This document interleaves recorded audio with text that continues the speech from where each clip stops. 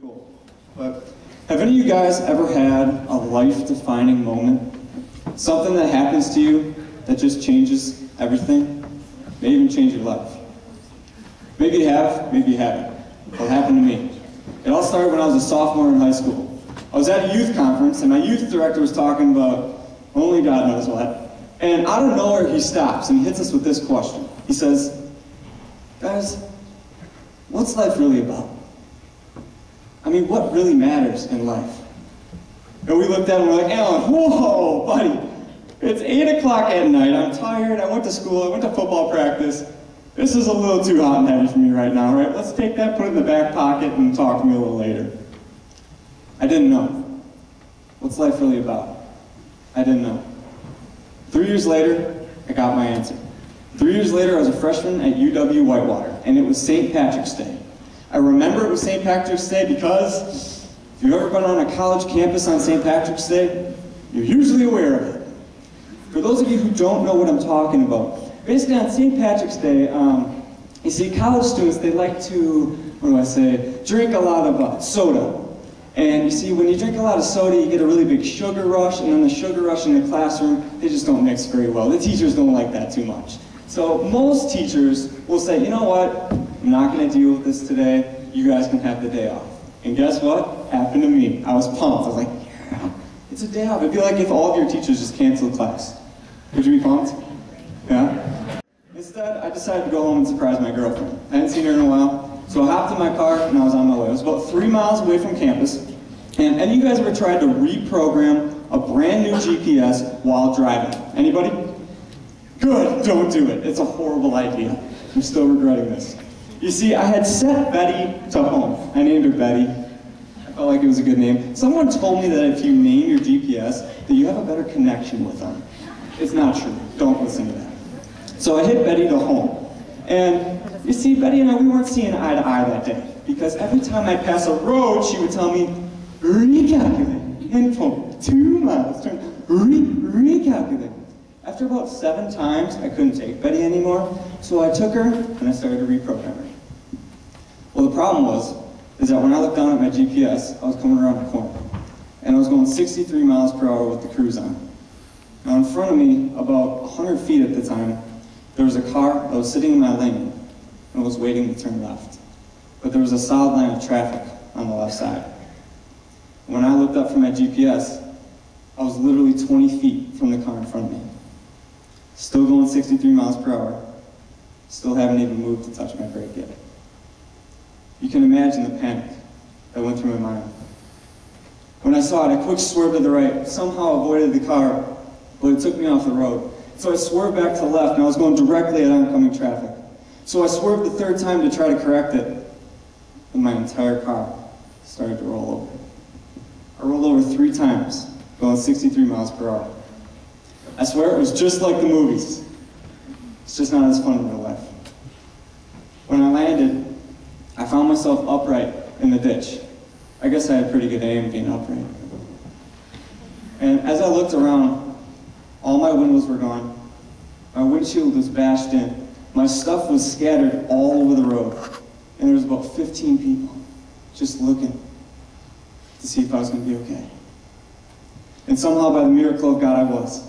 I climbed out the window, which was gone, conveniently, fell to my knees, and I just pointed to the sky. 5 hours later, I walked out of the hospital with just a scratch on my arm. Here's a picture of my car, if you can see it. I can tell you, it really is a miracle, and I still to this day do not know how I walked away from that crash. But the biggest thing that got me about it is that every single day, there's a rollover accident in the United States. Every day, somebody rolls over. But we never think that it's going to happen to us. We never think that we're going to be that person. I never thought in a million years that that was going to be me. You know, it all happened so fast. Literally, driving 1 second, just like that, your life changes. I can still remember the 5 or 6 seconds while I was rolling over. And unless you've experienced it, I can't completely put into words exactly what it feels like to not know, to be so helpless, to not know if this is it. And I thought about that as I lay in the hospital bed. And I thought about what my youth director had asked me 3 years ago. what's life really about? What really matters? When I was rolling over, it didn't matter how big my house was, it didn't matter how much was in my bank account, it didn't matter how big my car was, kinda. You know, it didn't matter what game was coming out at Walmart at midnight next week. What really mattered? People. My family, my friends, and my faith. That's what really mattered. And when it all comes down to it, guys, people and relationships are what truly makes a difference in the world. And that's why volunteering is such a great opportunity. Volunteering is so much more than just fulfilling your service hours. Volunteering is about honestly making a difference in people's lives and honestly living your life by what really matters. So I know some of you are thinking, you're looking at me going, oh, Brian, you're just that goody two-shoes kid. You were that kid in high school that got straight A's, he was the perfect child, he was the guy that everybody liked, and that was it. Sadly, that's not true. When I was in high school, I never volunteered. I didn't volunteer once, actually. I volunteered starting my freshman year in college. And my view on volunteering was basically, I didn't see it as a waste of time, but I looked at it as somebody else will do it. I mean, let's be honest, this isn't for me. I mean, I'm busy. I mean, I got sports to do. I mean, sports basically, that takes up my whole day during the week. Then Sundays, I mean, excuses all day. You know, but the biggest problem I had was, I said, am I really going to make a difference? Can me volunteering for 2 hours, 3 hours, can I really change a life? Can I do something? There's a great story that answers that question.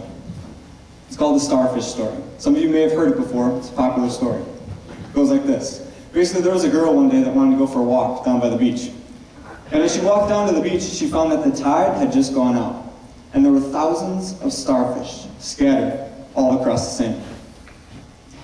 And as she walked up to the starfish, she started to pick them up and throw them back into the ocean. She did this because the tide had gone out.